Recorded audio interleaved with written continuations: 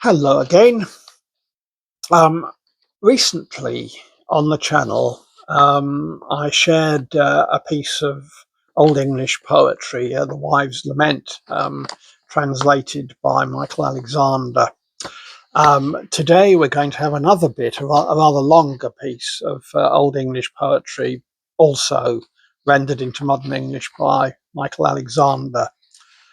This is called The Seafarer. The tale I frame shall be found to tally. The history is of myself, sitting day long at an oar's end, clenched against clinging sorrow. Breast drought I have borne, and bitternesses too. I have coursed my keel through care halls without end, over furled foam.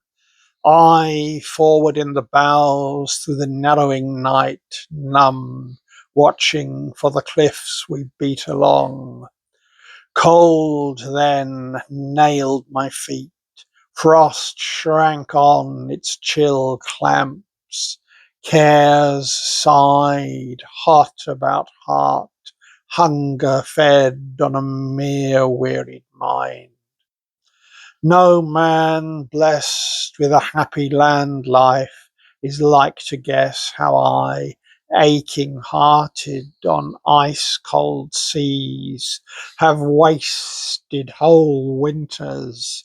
The wanderer's beat, cut off from kind, hung with hoarfrost. Hail flew in showers. There was no sound there but the slam of waves along an icy sea. The swans' blare my seldom amusement.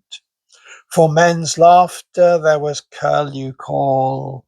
There were the cries of gannets.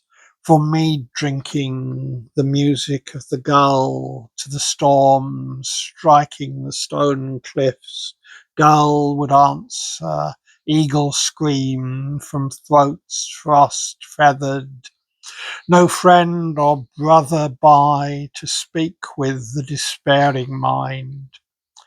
This he little believes whose life has run sweet in the burgs. No banished man, but well seen at wine round. My weariness of mind on the ways stretching over the salt plains. Night thickened, and from the north snowflakes. Hail fell on the frost-bound earth, coldest of grains. There come thoughts now knocking my heart of the high waves clashing salt crests. I am to cross again. Mind lust maddens, moves as I breathe, soul to set out, seek out the way to a far folkland, flood beyond.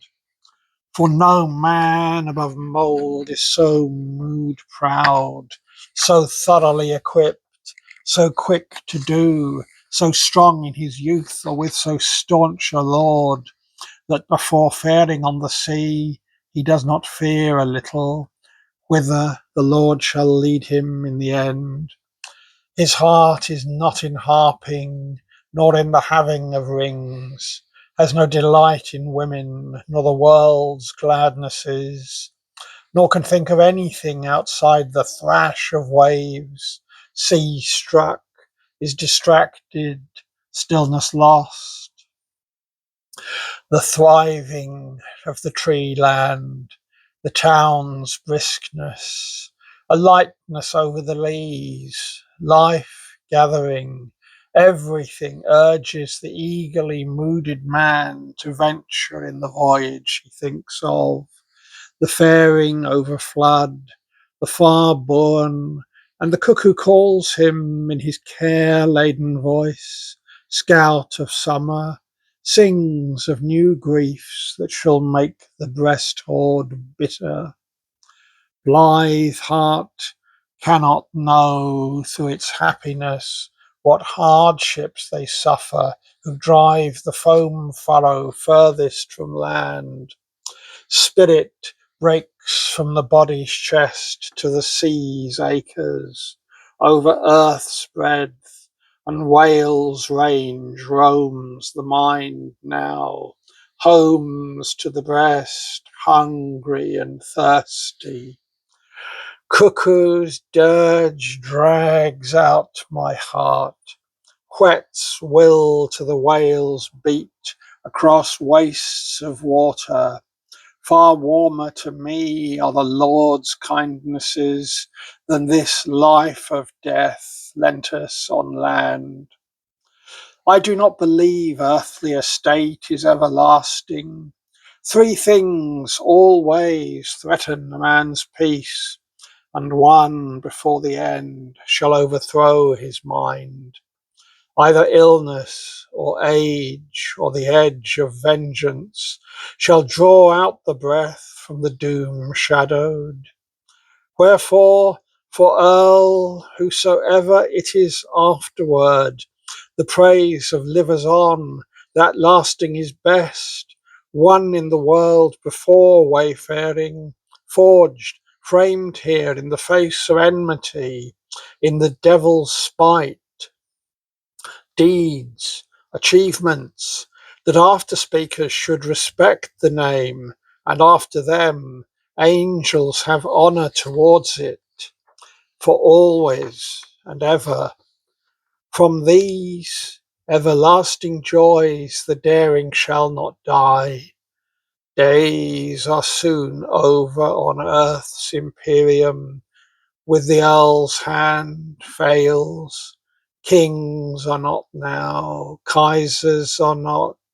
There are no gold givers like the gone masters, who between them framed the first deeds in the world, in their lives lordly, in the lays renowned.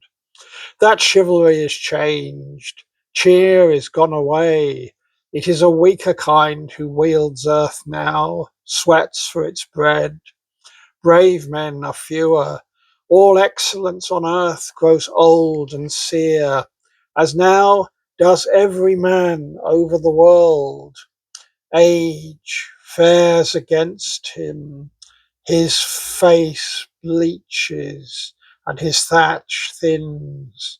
Had a throng of friends of noble houses, knows now they all are given to the ground.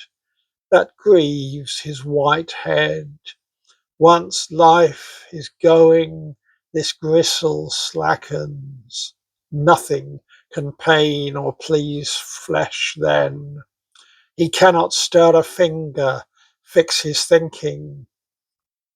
A man may bury his brother with the dead, and strew his grave with the golden things he would have him take, treasures of all kinds. But gold, hoarded when he here lived, cannot allay the anger of God towards a soul sin freighted.